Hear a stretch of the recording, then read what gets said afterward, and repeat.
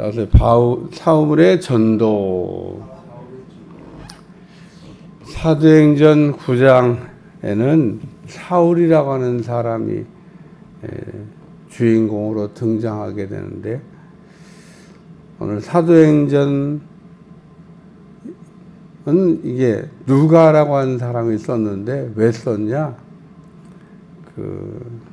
데오빌로라고 하는 사람에게 예수님이 그리스도가 되신다고 하는 것을 확증해 주기 위해서 복음서를 일단 썼고, 복음서 이후에 사도들의 행적을 또 이렇게 조사해서 보고하려고 썼던 게 사도행전입니다.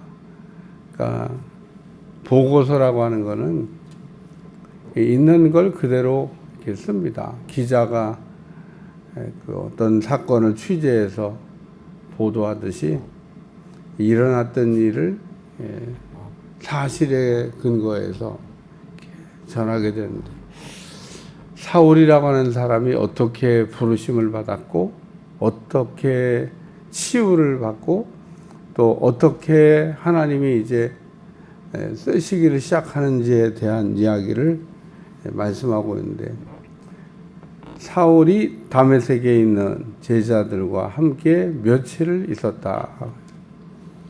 그래서 아나니아라고 하는 사람이 사울의 눈을 뜨게도 해주고, 사울이 어떤 사람인지도 알았으니까 아마도 이 아나니아라는 사람이 사울을 이렇게 좀 변호해 주지 않았을까, 이런 생각이 드는데, 어쨌든 그래도 워낙 소문이 나쁘게 난 사람이라 다메섹에 있는 그리스도인들이 경계 대상 1호가 사울이었는데 갑자기 변했다고 그러니까 사울의 변한 모습을 이렇게 보고 하여튼 당혹감을 갖추지 못했을 거다. 어떻게 변한 건지, 어떻게 새 사람이 되는 건지. 그래서 이 사울이라고 하는 사람을 우리 주님이 이렇게 부르셔서 이렇게 쓰셨는데, 오늘 말씀의 첫째는 즉시 회당에서라는 말씀이에요. 사울이 복음을 이렇게 알게 되고 난 다음에 복음을 전하는 일에 머뭇거리지 않았다, 그런 얘기입니다. 그래서 즉시 회당에서. 그러니까 오늘 우리가 어떤 때는 복음을 받고도 복음을 이 사울처럼 즉시 전하는 일에 머뭇거릴 때가 있습니다. 가짜도 아니고 싸구려도 아니고, 그렇다고 능력이 없는 것도 아닌데, 오늘 우리는 진짜를 가짜같이, 또 값비싼 거를 싸구려같이, 또 하나님의 능력을 우리가 하나님의 능력이 없는 것 같이 우리가 다룰 때가 있는데, 사도 바울은 복음이 뭔지를 몰랐다가 복음을 알고 난 다음에 복음을 즉시 전하기 시작했다는 겁니다. 이게 바울의 장점이기도 한 거죠. 사울은 그래서 완전히 이제 새 사람이 된 겁니다. 누가 바꿨냐? 예수님이 바꿔주셨죠. 그러니까 예수님이 누군지를 몰랐다가 예수님을 알고 난 다음에 회당에서, 이 회당이라고 하는 거는 유대인들이 모이는 장소를 얘기합니다. 우리가 만남의 집 그래가지고 사람들이 어떤 만나는 장소를 정해놨듯이, 유대인들은 안식일이 되면 매일 회당에서 모입니다. 모이지 말라고 해도 모여요. 성전을 갈 수 없었던 사람들이 회당에서 자녀들을 교육했기 때문에, 회당이 성전은 아니지만 유대인들이 주기적으로 규칙적으로 모이는 곳이 회당인데, 사울이 어디서 복음을 전했냐? 회당에서. 이제 여러분이 사도행전 이후에 사울이 이제 바울이 돼서 복음을 전할 때 어디서 복음을 전했는지를 잘 관심 있게 보면 계속 회당이에요. 계속 사울이 회당을 찾아갑니다. 이방인 복음 전도를 할 때도 회당을 중심으로. 그래서 오늘 우리가 바울의 복음 전도 전략을 우리가 연구할 때도 우리는 이방인 선교를 할 때 바울보다 더 잘할 수 있는 사람은 없기 때문에 사도 바울은 그 선교의 아주 모델 같은, 그러니까 바울이 한 그대로 우리가 선교를 해야 될 필요가 있다는 겁니다. 우리가 다른 방법으로 해보고 난 다음에 이거 아니네, 그거 안 됩니다. 제가 늘 선교 나가는 분들한테 바울을 연구해야 된다고 얘기해도, 일단 바울의 선교 전략을 이렇게 잘 알아야 그 선교를 잘할 수 있습니다. 그러니까 바울은 그 복음을 알고 난 다음에 즉시 회당에서 하나님을 믿는 사람들이 모인 곳에 가서 복음을 전했다, 그런 얘기입니다.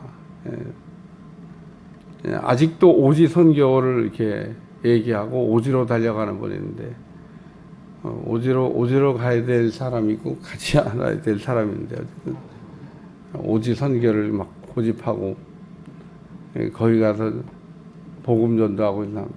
하나님의 방법은 아닌 것 같아요.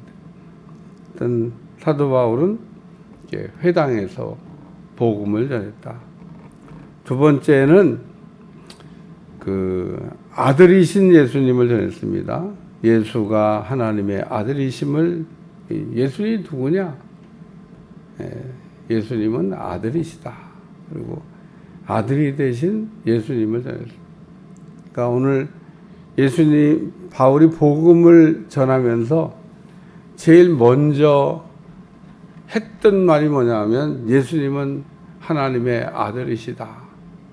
베드로의 신앙 고백에도 이 아들이 나와요. 아들이. 저는 그리스도시요 살아계신 하나님의 아들이 되십니다. 그래서 이 아들이 나오는데, 아들에 관한 말씀을 생각하면 우리가 팔복에 관한 말씀 가운데 화평케 하는 자는 복이 있나니 저가 하나님의 아들이라 일컬음을 받을 것이요. 의자님이 화평하게 하는 자가 돼야 된다고 얘기하면서, 화평하게 하는 사람은 하나님의 아들이다. 그러니까 예수님이 왜 이 땅에 오셨냐는 겁니다. 오늘 우리가 예수님이 이 땅에 오신 목적이 뭐냐면 화목제물이 되기 위해서, 화평하게 하기 위해서.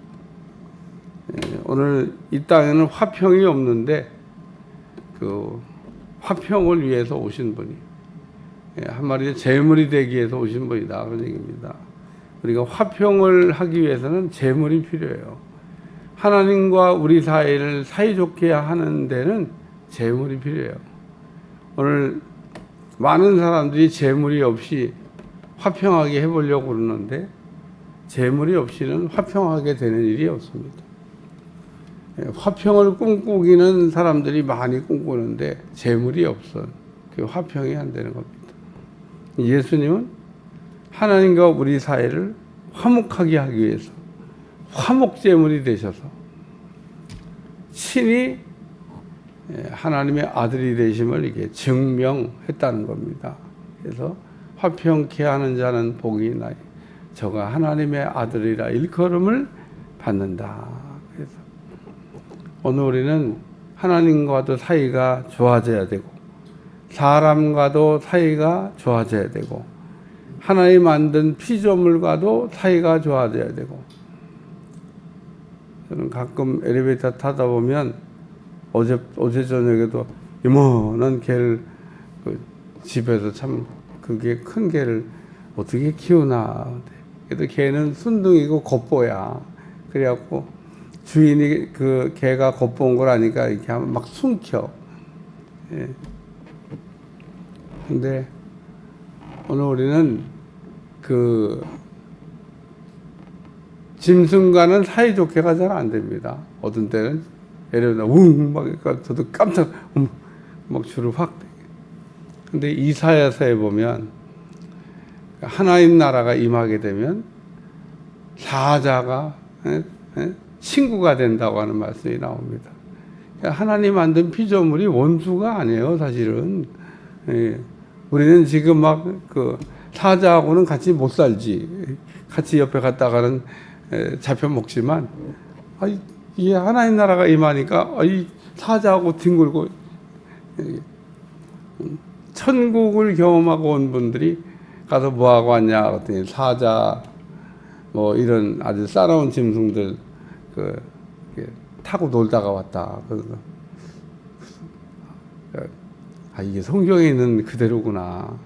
이게 우리가 이게 뭔가 질서가 깨지고 죄의 그 부산물로 인간과 피조물 사이가 이상하게 된 거지.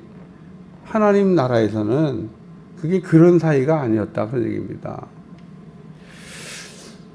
하여튼 우리는 모든 것과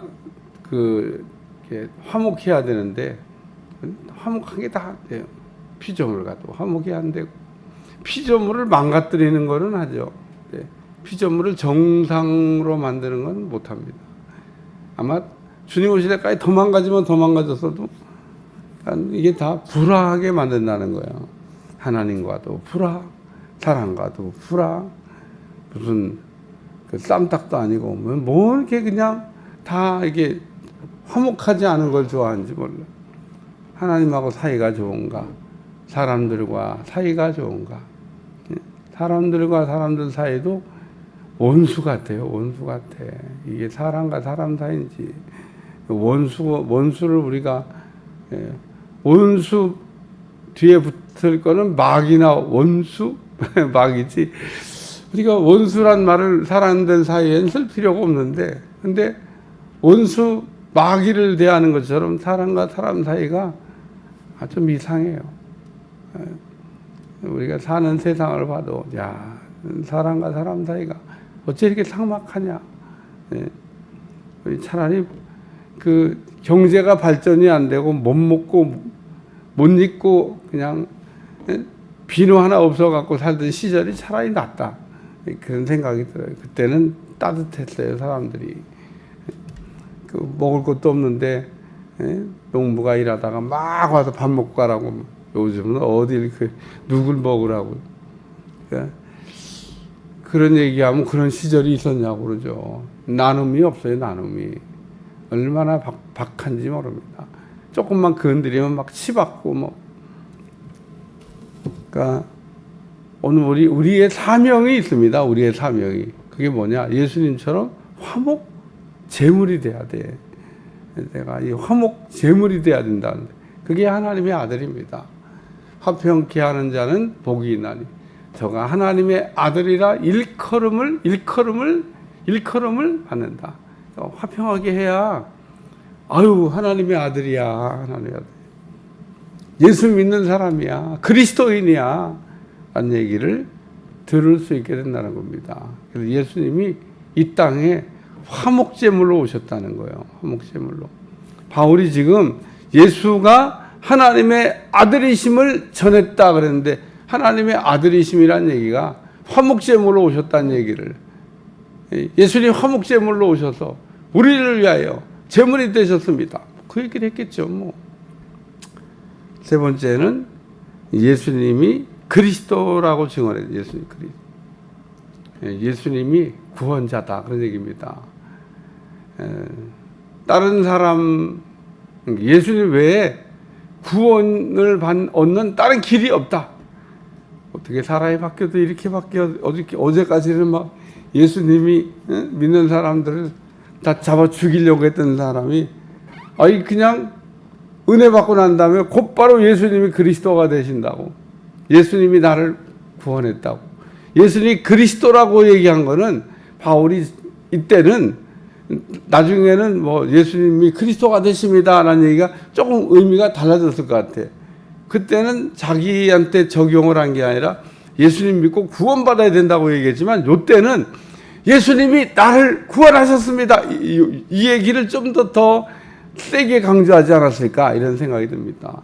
왜냐하면 자기를 구원해 줬으니까. 일단 자기부터 얘기해야 내가 정말 멸망의 길로, 사망의 길로, 지옥을 향해 달리고 있던 사람인데 내가 올라오다가 담에색에서 이 예수님을 만나가지고 구원을 받았습니다. 나를 건져줬습니다. 그리고 예수님이 그리스도라고 증언한 얘기는 내가 구원받았습니다. 내가 예수님을 통해서 구원을 받았습니다.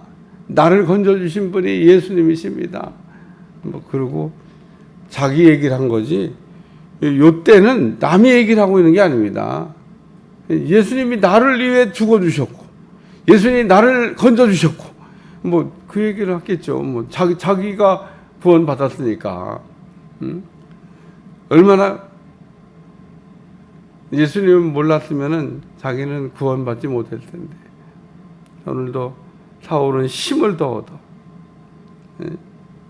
그러니까 이 과거 얘기를 하고 있는 거잖아요. 이 사람은 예수 이름을 부르는 사람들을 잡으러 온 사람인데, 그러니까 사울이 힘을 더 얻어. 힘을 더 얻었다는 얘기는 그 얘기를 맞다고 부정하지 않고 인정해서, 내가 그게 진짜 못된 놈입니다. 내가 그 일 하러 왔는데 오다가 예수님이 누군지를 알게 되고 그 예수님이 나를 건져주셨습니다. 내가 예수님이 구원자라고 하는 것을 깨닫게 됐습니다. 예수님이 그리스도가 되십니다. 그래서 그 다메섹에 있는 유대인들을 당혹하게 아니라, 어떻게 사람이 이렇게 한순간에 변할 수 있나. 한순간에 변하게 하신 분이 예수님이신 줄로 믿습니다. 오늘날도 어떻게 저 속삭이는 내 남편을, 속삭이는 내 아내를, 어떤 때는 아내가 속을 새기고요, 어떤 때는 남편이 속을 새깁니다. 어떤 때는 자녀가 속을 새깁니다. 제가 이렇게 주일 예배 후에 이렇게 안수 이렇게 할 때 보면 그 마음이 읽어져요. 마음이. 이 사람의 소원이 뭘까? 마음이 읽어져. 그게 뭐냐면 온 가족이 구원받는 거예요. 그래서 안수 받는 겁니다. 다른 소원이 없는 것 같아. 이 사람은 자기의 온 식구들이 다 구원받기를 원해서. 근데 속을 새기죠. 안 나오고 안 믿고. 근데 내가 가끔 감동이 될 때마다 주 예수를 믿으라. 그리하면 너와 내 집이 구원함을 받으리라. 그래요. 파수꾼 되는 나마저 이렇게 안 믿으면, 파수꾼 되는 나마저 기도 안 하면 어떡하겠어요. 파수꾼은 파수꾼이고, 사명자는 사명자지. 낙심하지 아니하고 기도하면 어느 날 갑자기 호련히 온 식구들이 다 예수님을 믿어가지고 구원의 기쁨을 얻게 될 줄로 믿습니다. 근데 대가를 좀 지불해야 돼요. 공짜는 없어요. 사람들이 구원받기는, 이렇게 온 식구가 다 구원받기는 원하면서 대가는 지불하지 않으려고 그래요. 될 때까지 기도하셔야 되는 겁니다. 될 때까지. 온 식구가 다 구원받을 때까지 간절히 하나님 앞에 그 기도 제목을 가지고 기도하셔야 어느 날 갑자기 호련히 예수님 믿겠다고 그래요. 그게 참 순간적입니다. 순간적. 그렇게 속삭이고 평생 예수 안 믿을 것 같은 사람이 예수님을 믿게 되어 있습니다. 저는 제가 간증했잖아요. 부목사 때 신방 갔는데 들어가면서 또 육두 문자가 막 흘러나와. 그 집 남편이 부인이 어쩔 줄 몰라요. 남편이 육두 문자를 써가면서 저하고 생방 보라고 하니까 들어갔는데, 있을 수가 없어. 오늘 퍼붓는 말이, 이게 무슨 한포 사역도 아니고 그냥 욕을 해야 되는데, 참 저런 사람하고 사는 사람 참, 내가 신방하고 나오는데 죄송하다고 미안하다. 그래도 죽을 때 나를 불러가지고 내가 생각이 났나 봐. 목사님 빨리 와줘야 되겠다고. 비상등 튀고 좀 살아있어. 예수님 믿으셔야 된다고. 예수 영접 기도하고. 딱 나와서 집으로 오는데 집에 다 가기도 전에 전화가 왔어요. 우리 남편이 천국 가셨습니다. 장례를 시작해서 장례를 마지막 하관까지 따라가는 경우도 제가 그렇게 많지 않았던 것 같아. 근데 그 사람은 장례 시작부터 내가 해서 끝에 마지막 하관까지도 산까지 쫓아갔어. 하관 예배까지. 장례도 또 어떻게 마지막까지 내가 해주냐. 이제 기억이 납니다. 기억이. 그러니까 그 공짜가였어요. 얼마나 새벽기도 열심히 나온 분이에요. 얼마나 막 이게 남편을 위해서 기도했겠어요. 결국은 구원받고 천국 갔어요. 목회하면서 잊혀지지가 않아요. 오늘 우리는 대가 없이 한 영혼을 구원하게 한다는 거 쉽지 않습니다. 오늘 그 사울이 이렇게 다메섹에서 구원받았잖아요. 그러니까 사울은 계속 이 얘기하고 다니는 겁니다. 내가 다메섹에서 예수님을 믿고 구원받았습니다. 예수님이 나의 구원자가 되십니다. 또 이렇게 얘기하면은 나도 이렇게 드라마틱하게 저기 사울처럼 좀 믿게 해주시면은 얼마나 좋을까. 드라마틱하게 할 수도 있고 아닐 수도 있고 뭐 하나님의 방법이죠. 그러니까 꼭 이 방법으로 구원시켜줘야 되는 건 아니고 그냥 하나님이 이렇게 나타나셔서 좋은 말로 이제 오늘 요번 주부터 교회 나가라 그러면 그 말이 권위가 있어서 예수님 믿게 됩니다. 우리 하나님의 말은 굉장히 무겁고 권위가 있어요. 오늘 사울이 이렇게 그 다메섹에서 예수님을 만난 다음에 예수님이 하나님의 아들이 되신다고, 예수님이 그리스도가 되신다고 이거를 즉시 전했다는 겁니다. 미루지 않았다는 거예요. 기도하겠습니다. 오늘도 사울처럼 전하며 살게 도와주시고 우리가 날마다 복음으로 무장하여 복음으로 사는 종들이 되게 하여 주옵소서. 복음의 능력이 우리의 삶을 통해서 나타날 수 있도록 축복해 주옵소서. 예수님의 이름으로 간절히 기도하옵나이다. 아멘.